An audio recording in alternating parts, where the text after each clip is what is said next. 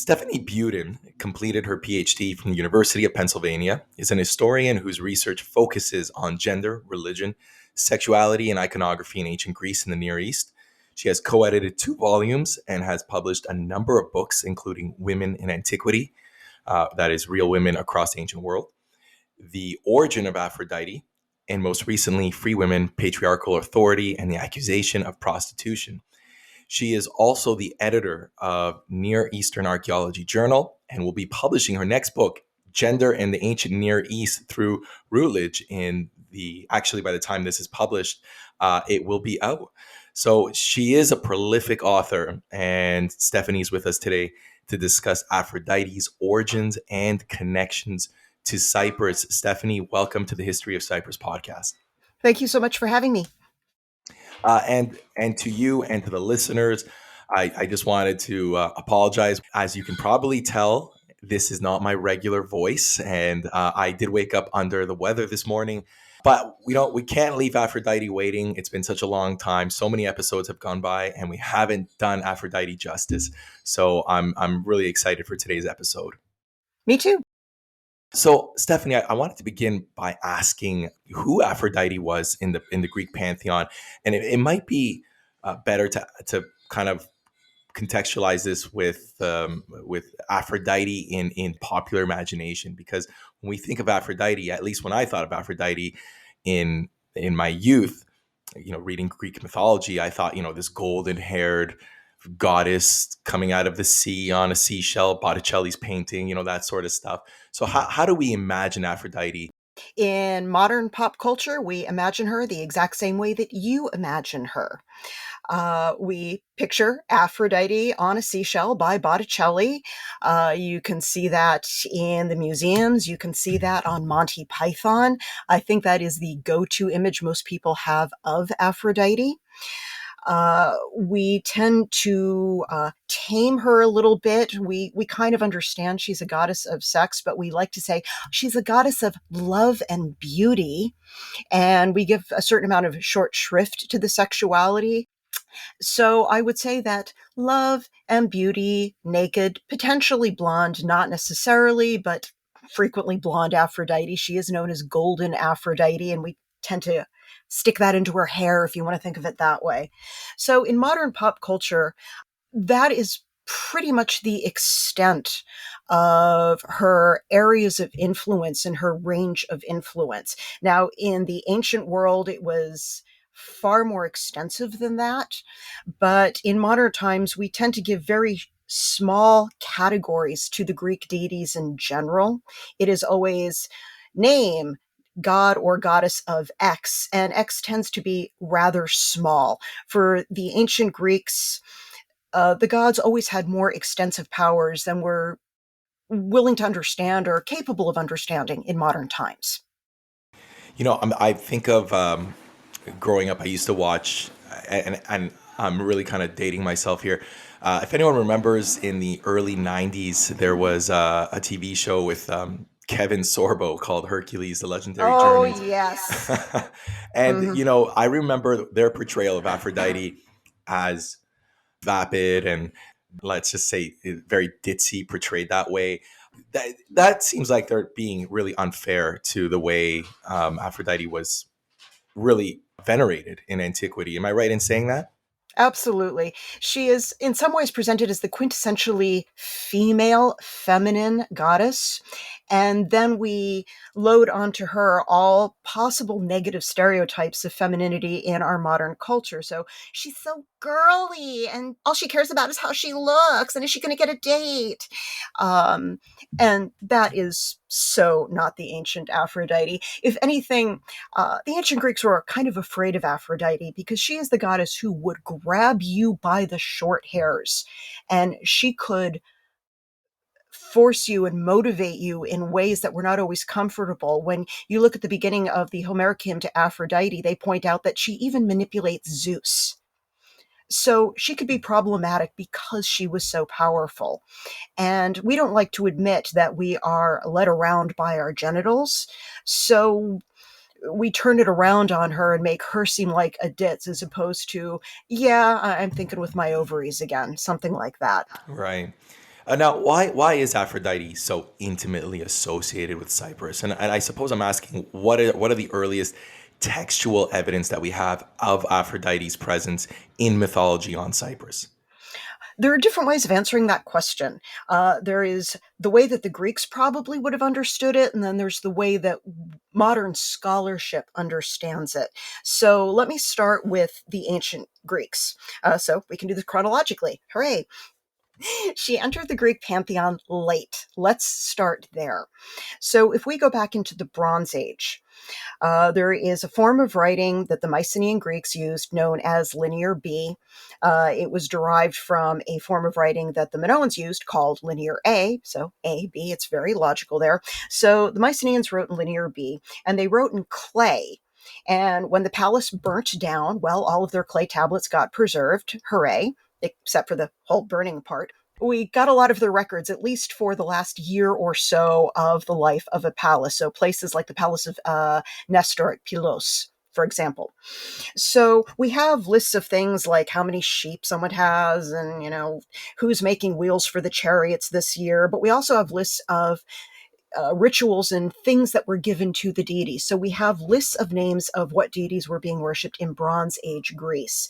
So we have Zeus, and we have Dione, and we have Demeter, and we have Poseidon, and Poseidon seems to have a girlfriend named Potnia, and so on and so forth. So we see most of the names, to one extent or another, in this Mycenaean corpus. One name that does not come up at all is Aphrodite. Zero evidence that Aphrodite was present in Bronze Age Greece. So she came into the Greek pantheon late. She is already there. By the 8th century, she shows up in the works of Homer and Hesiod.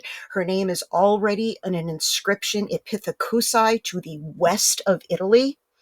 And she's already showing up there as a goddess of sex because it's a drinking cup, and it says, basically, whoever drinks for me soon will golden crown Aphrodite seize him. So basically, you drink and then you get horny. So she's already there in her standard present form. So she's there by 8th century. So she shows up at what we call the Dark Age. So when she does show up, there are two completely different narratives as to how she fits into the divine family. So if you follow Homer, Aphrodite is the daughter of Zeus, who was a sky god, and the goddess Dione. And that's how you see her in the Iliad, especially in book 5 of the Iliad, where she's kind of hanging out with both of her parents after trying to go into battle and getting a nail broken. And so that's one version of her parentage and where she fits into the family. Now there's another version, and we see that in Hesiod. Now in Hesiod, two of the primordial deities were Ge, Earth, and her son Uranus, who is the sky. And then, very Freudian here, she marries her son and they have continuous sex, and he won't stop having sex with her long enough for her to give birth. So you can imagine she's getting really grouchy. And she finally tells one of her children, or she asks one of her children, who will castrate dad for me? And Kronos says, I'll do it, because he was very ambitious.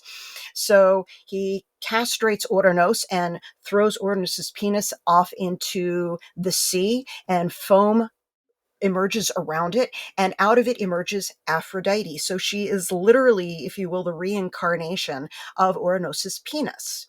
And according to Hesiod, she forms out of the blood and the foam. She rises up on the sea, and then the gentle waves and winds blow her to Cyprus, and that is where she first sets foot on land.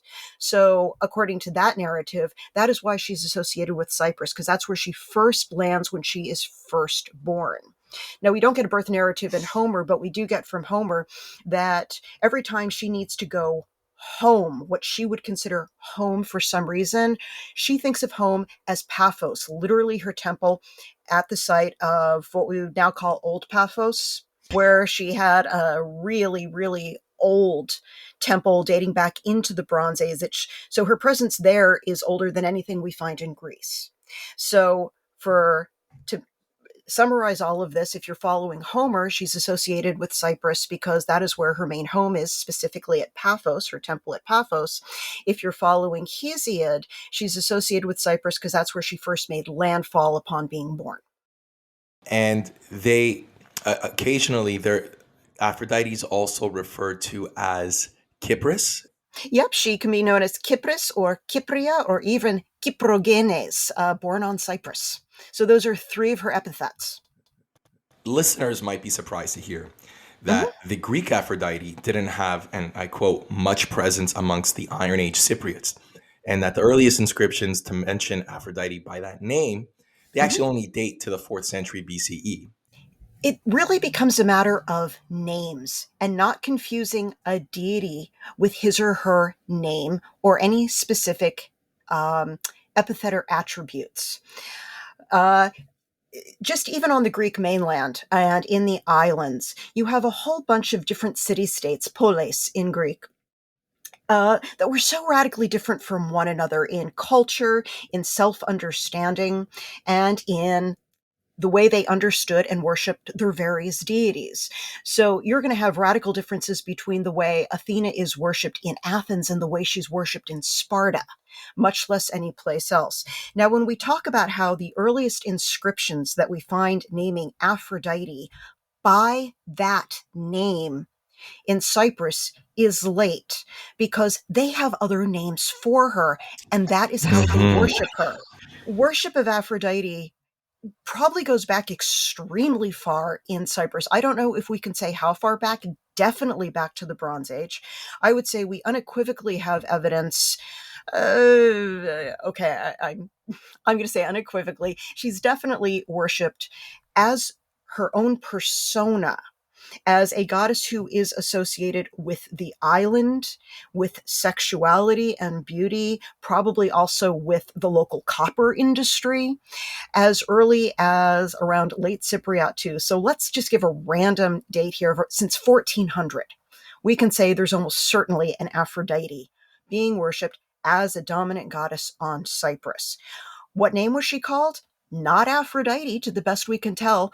They had their own language. We cannot read the Bronze Age language of Cyprus. I'm going to say yet here because I'm feeling really optimistic, but it was written in an orthography known as Cypro-Minoan. Mhm. So they have writing. We can't read the Minoan either, so yay us. But the Mhm. point is, there's a writing system. We can't read it. We don't know what language or even what language family they were using. Mhm. They're in a Semitic speaking orbit, but they're also just south of the Hittites. So who knows what language they were speaking? So we can't get at their language. When they start using Greek, so they start writing in a new orthography called Syllabo-Cypriot, and we can tell that they are now speaking a kind of Cypriot dialect of Greek, if you will. We start getting names for their deities. And again, it's not Aphrodite, because whom are they worshiping at Paphos? They're worshiping the queen, Wanasa, a nice Mycenaean Greek word there.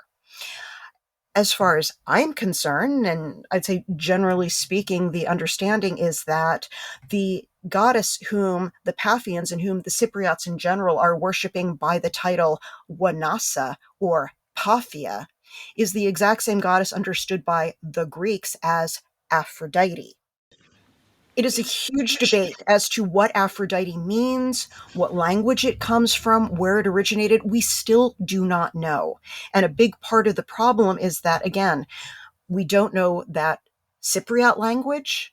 And because the goddess came from Cyprus to Greece by way of Crete, we also don't know those indigenous languages on Crete either. So we got two entire language families, at least, that we don't know that contributed to the formation of the name Aphrodite.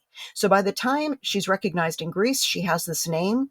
They don't seem to have used that name or necessarily any name for a goddess in Cyprus. You get titles. The Lady of Paphos, Paphia. You get Queen. You get Our Lady of Golgos, Golgia.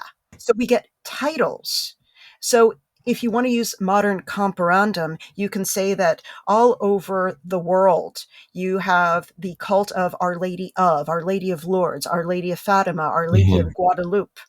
And people worshiping Our Lady of Guadalupe would be really surprised when somebody says, "Oh, hey, you're worshiping Mary?" And they might say, "Who's Mary?" "Oh, you mean Our Lady of," do you see what I mean? Right, right. Yeah. So a similar persona, but frequently using different names and titles. Was Kypris one of them at the time, or Kypria? Yes, both in Cyprus itself, that was one of the overarching names, especially, I believe, as Cyprus started to view itself as a little bit more of a united entity. And you also see that name, as we already mentioned, as an epithet of Aphrodite in Greece as well. How I know you said it's notoriously difficult to trace her worship in the archaeological record, Mhm. but I noticed that you do talk a lot about these bird faced figurines in the Bronze Age, Yes. and you mentioned that they're very common to Syrian figures. So, what are some of those characteristics? How are they tied to to the goddess, let's say, and why a bird? The way they got the name bird faced figurines is they have big noses. Their noses are very beak like. And so, somewhere along the way, someone started calling them bird face figurines with their nice prominent schnozzes, in part to distinguish them from a slightly later but very similar style called normal face figurines. So, it's a technical term, and I don't know if it's a good one to be using, but it's what Yes, we got now. yes. So, that's what we're using. But basically, there is a very long tradition in the ancient Near East of a kind of iconography that can simply be called the nude female. And as you've probably already guessed, she's generally nude, hence the name. A couple of other defining characteristics is she's usually en face, so she's presented frontally, looking forward towards you. Now that can change a little bit in glyptic iconography. She might be turned to the side, especially if you're getting Egyptian influence or if it's simply easier to portray her that way. But she's very frequently en face. She shows up in terracotta. She shows up in metal. She shows up in ivory, in glass, in just about any medium you can imagine. She originally appeared in Mesopotamia, specifically in the city of Kish, which is kind of north central Mesopotamia, modern day Iraq. And the iconography spread out. It went up into Anatolia, modern day Turkey. It went into the Levant, into Syria. It went down into Egypt. It mingled and merged with other forms of iconography and just basically spread everywhere. And depending on where the image is and what tradition it comes out of, it can have different meanings.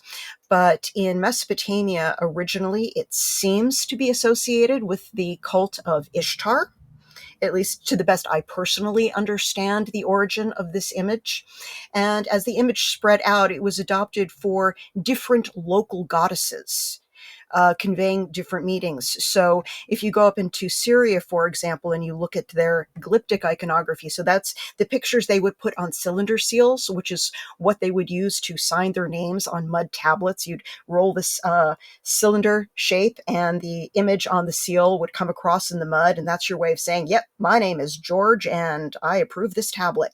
So in Syria, for example, you might see a nude female, but she'll be on top of a bull surrounded by a winged rainbow, and that bull is pulling a chariot that is being ridden by a storm god. And in this case, well, it's not Ishtar, it's more likely Shala. This is the wife of the storm god, and she is a goddess of rain, and if you will, the rainbow there.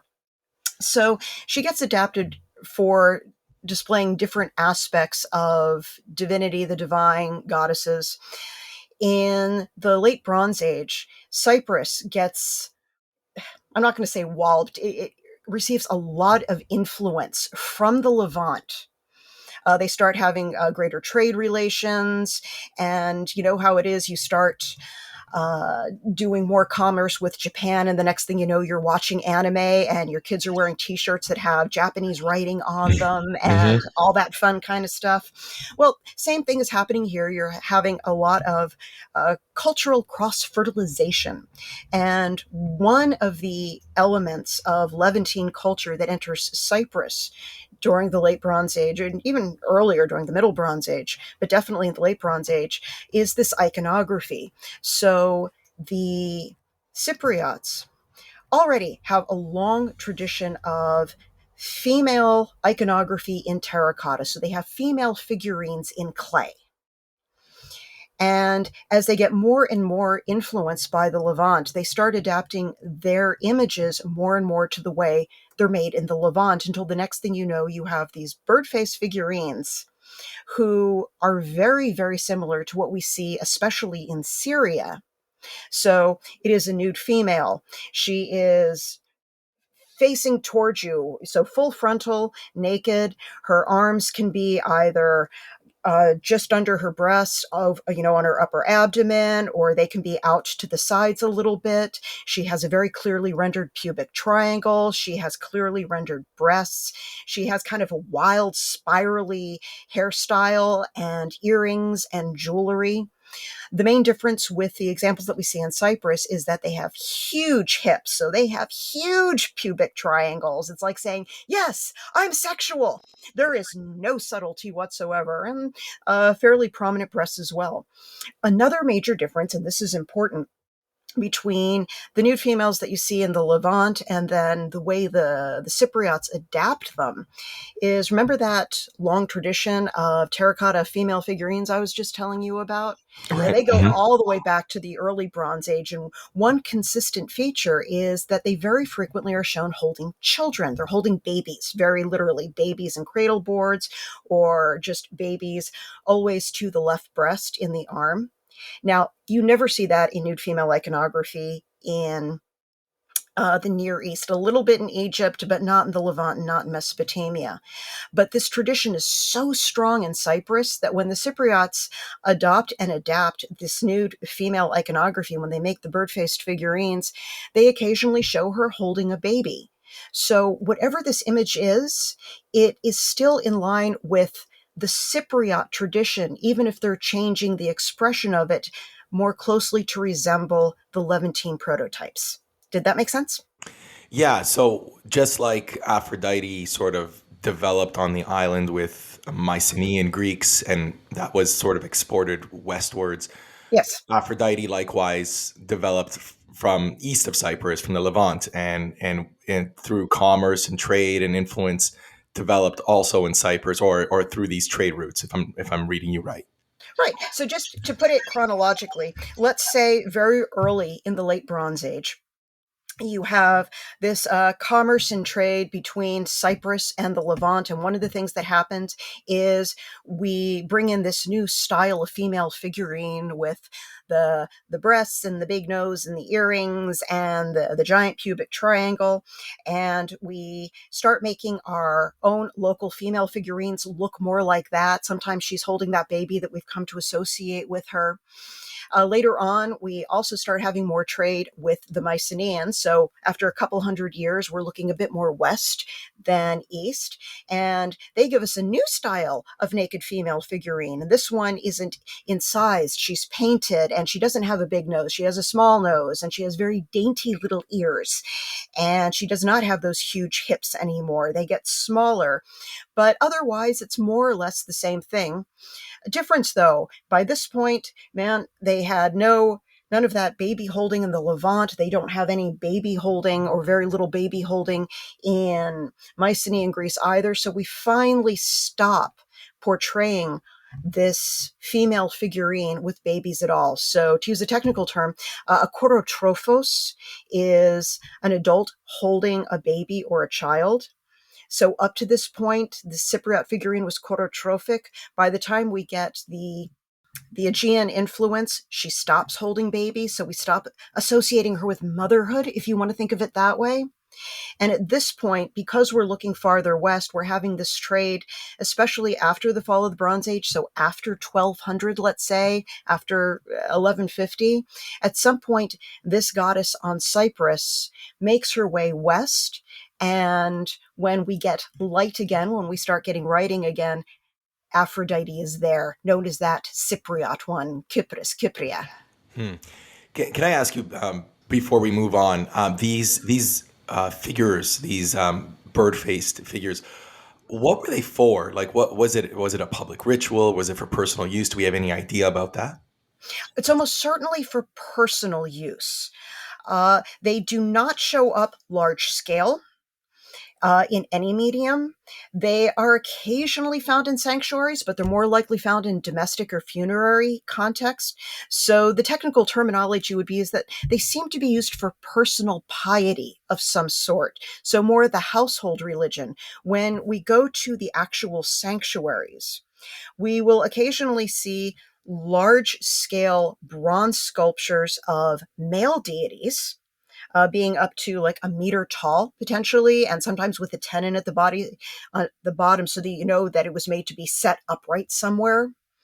We see no female equivalent. When we get the nude female in bronze, she tends to be small, something like maybe, half a foot or something like that, maybe 10 inches, usually, actually smaller. Actually, no, sorry, 10 centimeters, so quite a bit smaller. What we find instead at the major sanctuaries that have been excavated in Cyprus, places like Paphos, places like Kydian, places like Enkame, are frequently a male deity as represented by some sort of largish cult statue, if you will, and a beetle. So a rock that is playing the role of the goddess, if you will. These figurines seem to be personal use. So this is what you might have at home as a symbol of divinity or religion, or okay, I'm baking bread for the first time, and please let it turn out all right. And I have a little figurine to pray to and say, please let the bread. All right, and we're going to get to more formal worship of this goddess, but I want to circle back to the different names because we you talked about Sure. the epithets, you talked about the Paphian, Wanasa. Does this suggest one goddess with different epithets, or potentially different goddesses that would eventually sort of merge into one? Personally, I think we started off with different female deities who over time coalesced or syncretized into one overarching goddess. And part of the reason I think this is that you have different epithets working simultaneously at different places. So there's simultaneously worship of Wanasa and Golgia. So again, to use a modern Catholic parallel, you simultaneously have potentially Our Lady of Lourdes and Our Lady of Fatima. Because remember, you're dealing with localized populations. So the people at Golgoi have their goddess, and the people at Paphos have their goddess. And eventually, what happens is you have people going from Paphos to Golgoi, and people going from Golgoi to Paphos, and saying, "You worship her? Oh, hey, yeah, we sure worship this. Hey, I wonder if it's the same goddess." As people start to understand each other better, and you have broader senses of group identity, such that I'm no longer just a Paphian, I'm a Cypriot. We start to understand the head of our pantheon is X goddess, and we all start to realize that maybe X is the same being. But it's hard to say because Yeah, we can't do the reading. That yeah. is my personal take on it, especially the way religions do tend to coalesce. You see similar developments in Greece. Right. And I think I mean, that sounds logical to me because isn't that typical of the ancient world? The identification of a foreign god with a local god. Like, oh, that's, I don't know, that's Ares. Oh, yeah, we call him Mars. Exactly. It's called syncretism. Yeah. And it happens on all different levels in all different ways. But a major place that you see that kind of thing happening is in Mesopotamia, where the goddess Ishtar winds up absorbing a whole bunch of different local goddesses. But then she also kind of gets their name, so that there used to be these two rather distinct goddesses. There was Ishtar on the one hand and Ishara on the other. Yet by the time we're reading the Akkadian version of Gilgamesh, it almost seems to be that, oh, well, Ishari is what we call Ishtar when she's more romantic. And oh, there was this other goddess of love and sexuality named Nanaya, who used to be an independent goddess, but she gets sucked up by Ishtar too, so that we start thinking of her as just another version of Ishtar. We can see it happening very clearly because we have so much written documentation for so long in Mesopotamia. But that seems to be a trend that you find more or less generally throughout the ancient world. Localized people who come into larger and larger political units and have to figure out how to get their individual pantheons to merge and mesh into one more harmonious family. We talked at the start that, Cyprus The public relations office in Cyprus has done a fantastic job associating the island with love and romance. And what would Aphrodite have been worshipped as, and how would it change, or would it change? Would ancients also have seen her as a goddess of eroticism in addition to fertility, or can you She's not a explain that? fertility goddess. Got it. If you want fertility, you go to Demeter. You potentially go to Artemis. It depends on the kind of fertility you're looking for. If you want to survive childbirth, you pray to Artemis. If you want your crops to grow, you pray to Demeter. If you want to get laid, you pray to Aphrodite. So, what is Aphrodite? How would they have understood her? Again, when we started talking, I was saying that in modern times, we tend to limit the Greek deities a lot more than the way they would have been understood in antiquity. We tend to say that X is god or goddess of Y, and we keep it very simple. So all of the ancient deities are way more complex than we ever give them credit for, and Aphrodite is included in that. Now, let's say first and foremost, she is a goddess of sex. And that is a dominant characteristic. This is the way she is presented in her Homeric hymn. This is the kind of function she fulfills in Homer. So that is going to be your number one slot. How do we understand Aphrodite? She is a goddess of sex. If you want to tack, beauty is going to come second, maybe even first, maybe even together with. She is definitely a most beautiful goddess. So those are the number one and two things, if you will. Then you get beyond that, and she has a number of other important associations. So she is a queen, at least in Cyprus, definitely in Paphos. So in this one limited part of the Greek-speaking world, she is a queen deity. So she's the queen, not Hera. But that's in Paphos per se. You're not necessarily going to see that in Greece itself, but when you get into the Hellenistic age and you start looking at the cults of Greek deities in Eastern locations, places like Scythia or Syria, she frequently is paired together with Zeus as a queen goddess, because ancient religion was complicated. Hmm. She is a goddess who protects you when you're sailing at sea. She is associated with seafaring. So the deity whom you pray to if you're about to go on a sea voyage and you don't want to get killed in a shipwreck is Aphrodite. You might also pray to Poseidon. Next to that little figurine of Poseidon you're praying to, you are also praying to your figurine of Aphrodite, and you're offering them both gifts if they get you to your destination safely. So she's a goddess of seafaring. In Athens, she is understood as the goddess who promotes democratic harmony amongst the populace. She makes people get along so that democratic processes can function smoothly. So you can almost say that as Aphrodite Pandemos, Aphrodite of all the people, she is a goddess of democratic harmony. I don't think they'd put it that way. It might even sound weird to put it that way now, but it's not a bad way of understanding it. And frequently contrasted with her epithet of Pandemos is Aphrodite Urania, heavenly Aphrodite, so she's associated with the sky. And probably this comes or creates, we don't know the direction, this association in Homer that she's the daughter of Zeus, the sky god. You mentioned just a little bit earlier, you mentioned Beetles, which I'm vaguely familiar with what they are, especially in Old Paphos.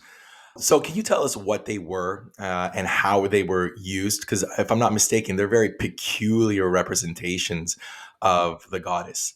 Do we know why they were represented in that way? I don't think we know why, simply because we don't necessarily have the writings for it. They are not that rare. Believe it or not, you see it in the Levant, you see it on Cyprus, and you also see it in Mycenaean Greece and Crete. So you see examples of Beetle or rock or stone worship in these three connected but independent cultures. And and we don't necessarily know which side gave the tradition of Beetle worship to the Cypriots. So they could have gotten it from the Levant. We see a similar cult in a city called Imar in Syria, in the Levant. But we also have a strong tradition of Beetle worship apparently from Minoan Crete. We see pictures of it in their glyptic iconography. So it could have come from either side. They could have understood it in either way.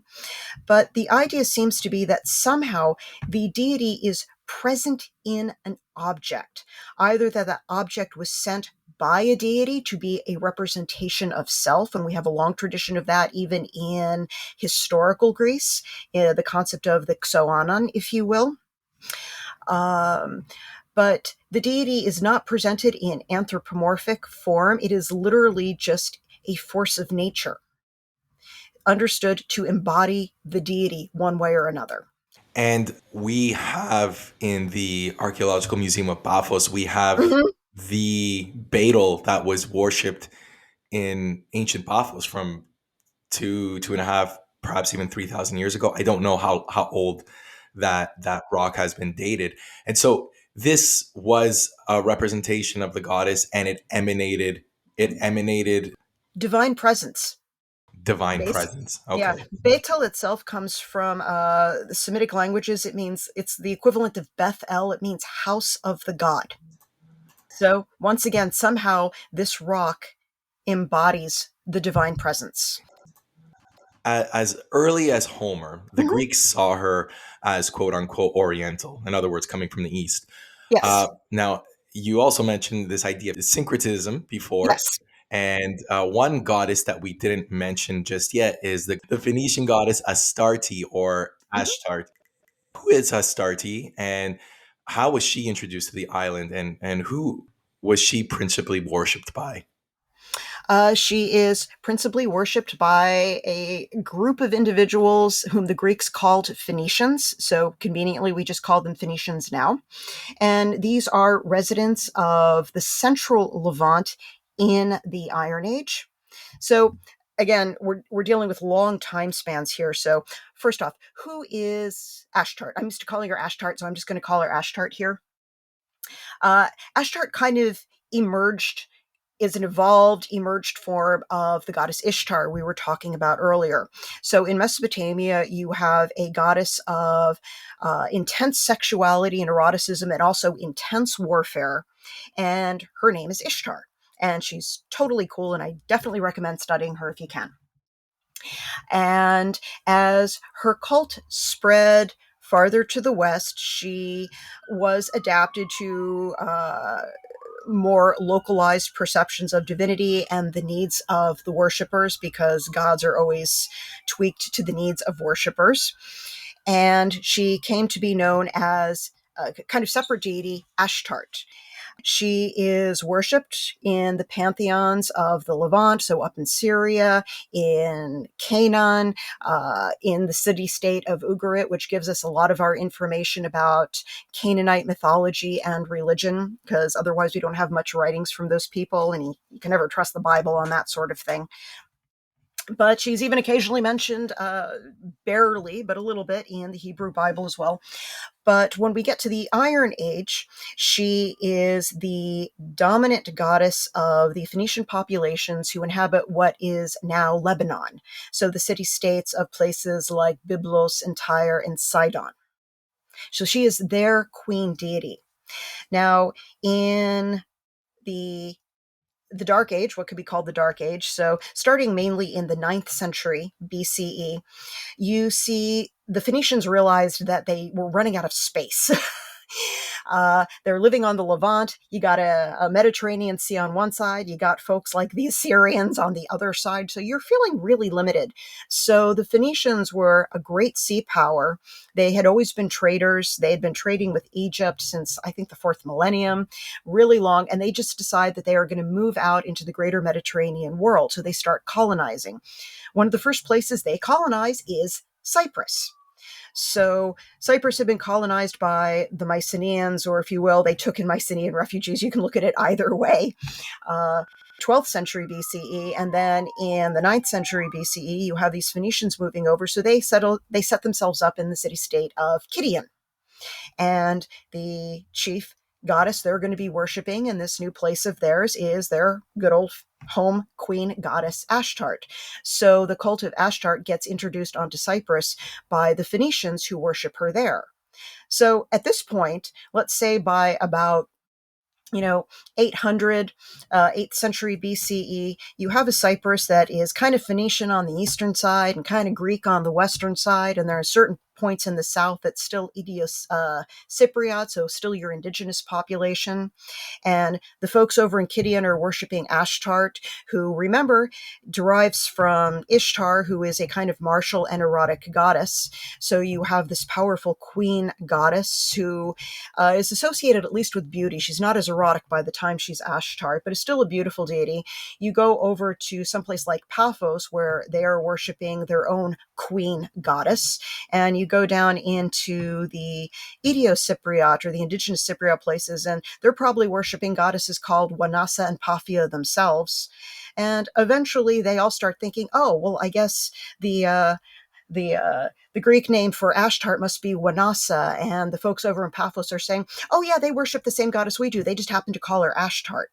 And the next thing you know, there is this goddess who is recognized as being a queen, who seems to have Eastern associations or certain recognizable iconography, that potentially all of these people realize, oh, it's just the same goddess. We just happen to have different names for her. Right. There it is again. Right. That Mm-hmm. syncretism. So when can we say confidently that the indigenous goddesses, whether indigenous or otherwise, were eventually conflated with Aphrodite, and we would lose those epithets? Is that something that happens in the Ptolemaic age, or perhaps Well, even earlier? the earliest epigraphic evidence that we have is 4th century. So you're looking at the end of the classical, the beginning of the Hellenistic period. But this is simply the written evidence that we have found. You probably have people in Cyprus long before this who realized that, oh yeah, Wanasa, oh yeah, the Greeks call her Aphrodite, whatever, but we happen to call her Wanasa, or we call her Paphia, or we call her Queen. So language is a really good way not to communicate sometimes. It's ironic. um, Whether or not the people in Cyprus understand this goddess the same way, because bear in mind that when the Cypriot divinity makes her way west during the Dark Age, she's going to go through processes of syncretism and assimilation in Greece that she does not necessarily go through in Cyprus. And I think we always have to bear in mind that that process is happening. We forget that it is. So just to give you a for example here, if you don't mind, all the Yeah. archaeological evidence suggests that the cult of the Paphian, Kypria, however you want to call her, before we start calling her Aphrodite, her cult goes from Cyprus. It first goes over to Crete, and then from Crete, it goes into the Greek mainland, south to north. Now, Greek at this point, Greece, Crete at this point is a Doric speaking territory. So they are speaking a very particular dialect of ancient Greek. And another place, the most famous place for speaking that dialect is Sparta. So there are certain close correspondences that we see, not just in the language, but even in the society and the laws of Crete and Sparta. All right. So let's say that this cult of the Paphian goes from Paphos, from Cyprus, it goes over into Crete. She starts becoming the goddess who will eventually be known as Aphrodite, and her worship is established there. It might be somewhat influenced by local Phoenicians who are saying, oh yeah, that's our Astarte, she's blah, blah, blah, whatever. And then this goddess and her cult and her worship move up into, say, Sparta. Now, Sparta is very interesting in this respect because what happens is this Aphrodite displaces a couple of other goddesses who are already worshipped in Cyprus. One of them is Helen of Sparta. So we see, even as late as Herodotus, that the Spartans worship Helen, and she is specifically a goddess of beauty. Now, when we look at Homer, she's not a goddess. She's a daughter of Zeus, absolutely, but she's mortal, and she's the pawn of Aphrodite. So, what seems to have happened is that this new, powerful Cypriot based goddess is now being worshipped in Crete, and then her cult is moving up into the Peloponnese. Her cult is adopted in Sparta, where the understanding of this new goddess is partially melded with a local goddess of beauty and love known as Helen. Helen gets demoted to merely uh, heroic status. So she's not a goddess anymore. She's a heroine. And the new cult is associated on this new goddess, uh, brought from Crete, brought from Cyprus, but now also mixed up with ideas that we had about a goddess, former goddess known as Helen. We also have some evidence from Pausanias that Aphrodite also kind of butted into the territory of Hera, because Hera is your goddess of marriage. So this is a goddess who's associated ideally with love and the formation of new bonds. And somehow, by the time of Pausanias, we have this temple where Aphrodite and Hera are worshipped together. So when she comes into Greece, she it's not that there's a total vacuum. Aphrodite starts picking up characteristics and attributes of goddesses who were there before her and whom she's kind of displacing. So the Greek Aphrodite we see might have different attributes in any individual Greek city state, but definitely there than what we're necessarily going to find in Paphos. And this is why someone who lives in Paphos might say, Arwanasa doesn't have that characteristic or doesn't act that way. So I'm going to think of her more according to as our queen, as opposed to, well, your goddess of seafaring or something like that. And in Sparta, there's even evidence that their goddess had militaristic qualities as well. Yeah, but it's Sparta. Everything has Okay. militaristic qualities. Yeah. Winnie the Pooh would have militaristic qualities in Sparta. Right. Um, there's debate as to whether or not Aphrodite had a martial component, and Hmm. a lot of this stems from the fact that she's strongly syncretized and associated with Astarte slash Ashtart. Ashtart herself seems to be a very martial goddess, and if we take all of it back to Ishtar, Ishtar was definitively a martial goddess. As far as I am concerned, Aphrodite lost that martial quality uh, probably on Cyprus, and almost certainly by the time she was brought into Greece. When we see her in Homer, she is uh, a hot mess in battle. She can't do anything. She is Yeah. not a martial goddess at all, and Yeah. the other gods even laugh at her when she tries. The problem is that we tend to see Greece through a Roman lens, and we forget that hundreds of years and a whole different religion and culture and everything else separate Greece from Rome. Now, in the first century CE Rome, you start seeing this tradition of an armed Aphrodite, especially amongst the Julians. And it goes back a little bit to Sulla, but it's really developed by Augustus Caesar.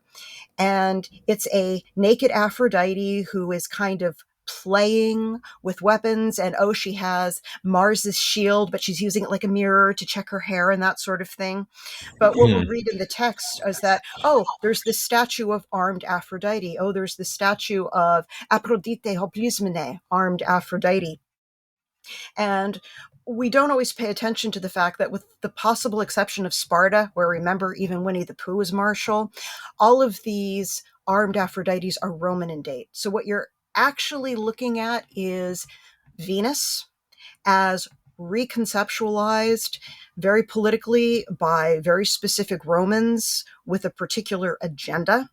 And even when she has these weapons, it doesn't mean she can use them. She is adorned with them, but not necessarily martial. So I personally do not think that Greek Aphrodite is a martial entity. I think there are changes that occur later under Roman influence, but that is a topic that is still in debate.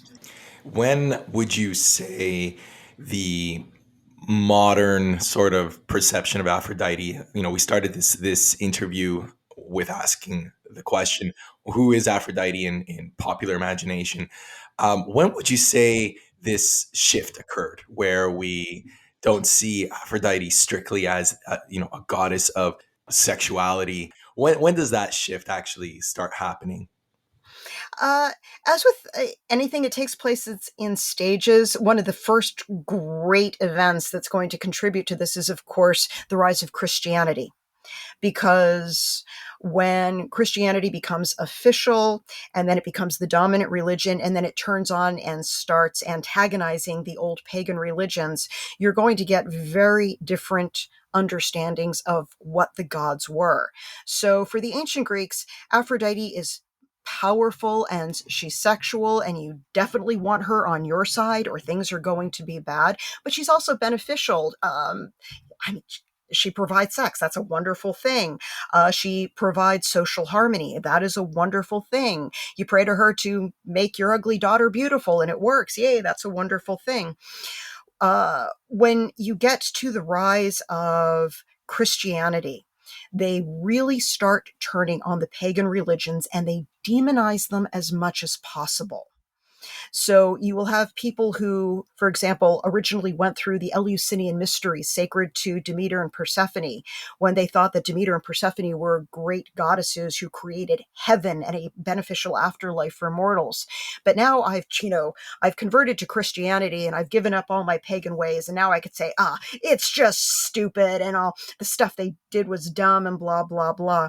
So what happens with Aphrodite is that she goes from being a goddess of sexuality to being the goddess of whores. And I'm using the term whore there to be as kind of insulting with it as possible. So we don't even want to see a positive aspect of sexuality with her. She is the most degraded, debased form of sexuality we can conceive of. Already with early Christianity, you are seeing a debasing of the goddess and making her bad. So that is a part of it.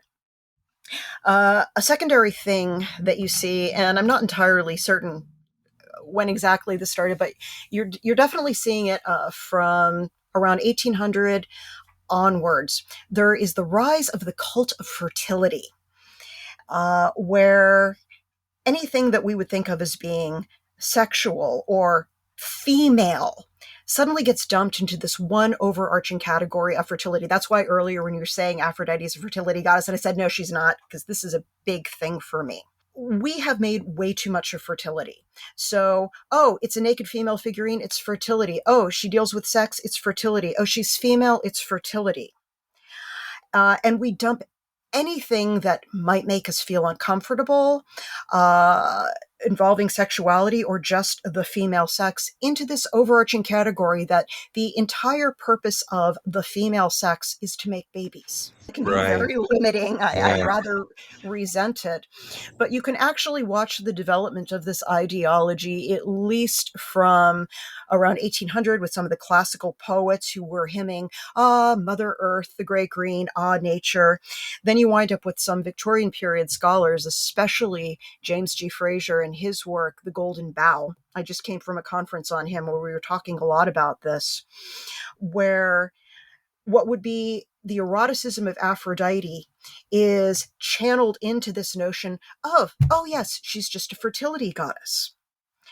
So that's also limiting. So that by the time you get to Kevin Sorbo, and even more so with Xena, Warrior Princess, because I think that was a much better series, to be perfectly honest with you, Yeah. you are getting a goddess who is, okay, merely by being pagan. Okay, well, obviously that's not a real goddess. That was just a silly myth that they told before they got quote unquote real religion. So you're already getting knocked down literally off of the pedestal there. And you already have these bad associations because it's pagan and myth as opposed to quote unquote true religion. And you're female, and well, we all know that female must always be bad. And if you're female, it must be fertility because you're there to make grass grow and to make babies. And especially in this country, in the 50s, post World War II, when you have the driving home of the feminine mystique that to be a fulfilled female means to be a wife and mother, you wind up with one image of femininity. And when you consider that Aphrodite is the poster child for femininity, she is an amazingly feminine goddess, any negative stereotype that you have about the female sex is being shoved onto her. And you wind up with, oh, definitely pretty, but kind of ditzy, not all that bright, giggling, really only concerned with appearance and who am I getting a date with? I'm glad you brought that up because obviously there's a lot of misconceptions around Aphrodite. I mean, case in point, I made the same comment myself. It's Um, normal. It's yeah, normal. right. And you know what? Something else that you did that you've talked a lot about is this perception of how Aphrodite has been worshipped through sacred prostitution. No, And she wasn't. yeah, and I feel like you have a lot. I feel like you have a lot to say on that because again, like that is something that I didn't put a lot of thought into it. But if someone had mentioned, yeah, sacred prostitution, I'd say, okay, yeah, that was something that was done. But you're saying like that was not done. So, what can you tell us a little bit about what people thought that was all about and why that's not certainly the case? Sacred prostitution is a historiographic mistake. That is the easiest way to describe it. Basically, what happened is 5th century, you have a historian guy named Herodotus. You probably heard of him.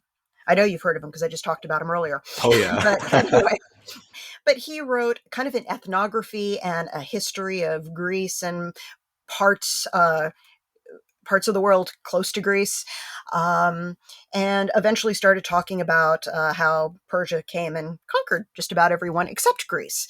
So in book one, he's talking about Mesopotamia. And one of the things he talks about in book one, specifically section 199, is what he calls the most shameful custom among the Babylonians, where he claims that it is necessary once in every woman's life. Now, bear in mind that the Greeks use the same word for woman and wife. So you could also say it is necessary that once in the life of every wife, she has to go to the temple of the goddess Mulita. And Mulita is one of those epithets or syncretized names of the goddess Ishtar, who keeps coming up in conversation. So they have to go to the temple of Ishtar in Babylon, and they have to sit and wait there and until some foreigner comes, demands her in the name of the goddess, gives her money, and then has sex with her. So, total stranger, she's forced to have sex with this guy for money, and then the money is considered sacred to the goddess, Ishtar, Mulita, Aphrodite. Herodotus himself says the Babylonians call Aphrodite Mulita, so he understands this as a temple of Aphrodite. Now, he doesn't say how he came across this information. And one of the great things about Herodotus is he always tells you how he got his information that, oh, yeah, the priests at Egypt, they told me this, or yes, I heard it from my tour guide. Okay, I'm kind of making that up, but he's really good about giving you his sources. And with this thing, there's no sources whatsoever. And furthermore, it comes along across in this entire list of customs of the Babylonians that everyone knows did not take place. So at another point, he's saying, oh, yeah, they arranged marriage by auction. They had no bride auction. And oh, there's this absolutely wonderful passage where he says, when anyone gets sick, what they do is they take that person out of the house, put the person onto the sidewalk, and then they ask everyone going by, hey, do you know how to treat this? And it's hilarious because the Assyriologists say none of this happened in ancient Mesopotamia. Was Herodotus on drugs or something? And no, I don't think he was on drugs. He might have been. I don't know. I doubt it. He was definitely making up a lot of stuff here. We have no evidence that he himself ever actually went to Babylon, so he didn't see any of this. And as far as I'm concerned, that notion of every woman being forced to submit to the embrace of a foreigner was Herodotus's way of speaking poetically about the fact that Babylon was conquered by the Persians. So that you're dominated, you are forced to accept foreign domination. That notion of being conquered is like being raped and vice versa. That's what we're seeing here. So he's using a very symbolic, poetic means of discourse to explain what's happening. Well, the problem is that not everyone understood that. So you have a couple of other authors who read this in Herodotus and they think, oh, okay, so this thing must have existed in Babylon. I've never heard about it myself, but well, Herodotus wrote it. So you have someone like Lucian in his Syrian goddess, uh, creates a very similar parallel. What he's doing, Lucian, is he's actually doing a pastiche. He's almost making fun of Herodotus by writing a Herodotean history of this particular goddess. So he's plucking all sorts of titillating, tantalizing things from Herodotus, and one of those is uh, a notion of sacred prostitution. Pausanias also seems to crib from Herodotus when he's writing his description of Babylon, even though it winds up being really different because he knows people who were in Babylon, and apparently all those people said, yeah, no, that doesn't happen. So he waters it down. So it's like, well, yeah, there's some temple somewhere where something kind of like this seems to happen, even though no one so it really gets muted down, and no one's really certain what Herodotus is talking about. But it's such a cool idea that later authors latch onto it, and modern scholars really latch onto it. They love this idea.